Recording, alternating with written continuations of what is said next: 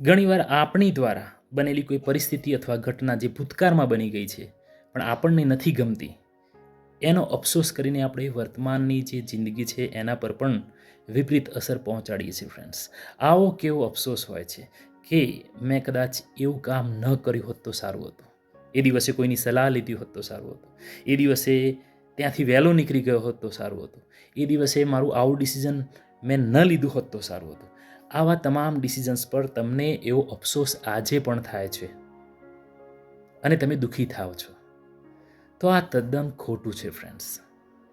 તમે અહીંયા તમારા ભૂતકાળને બદલવા માગો છો, જે તદ્દન પોસિબલ નથી.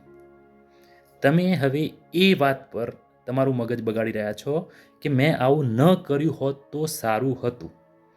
જે પ્રક્રિયા પૂરી થઈ ગઈ છે, જેનો હવે તમારી સાથે સંબંધ નથી, હવે ત્યાં જઈને તમે કશું રિપેર કરી શકવાના નથી.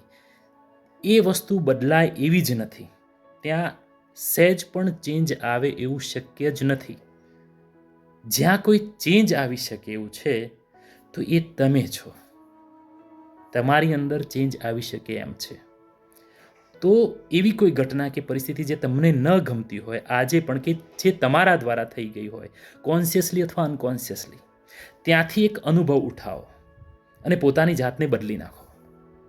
તમે બદલાઈ શકો એમ છો.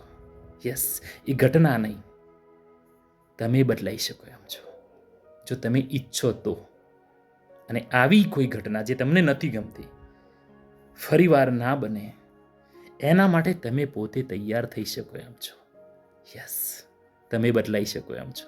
એ ઘટનાને ભૂલી જાઓ, એ ઘટનામાંથી ફક્ત એક અનુભવ ઉઠાવો, તમે બદલાઈ જાઓ.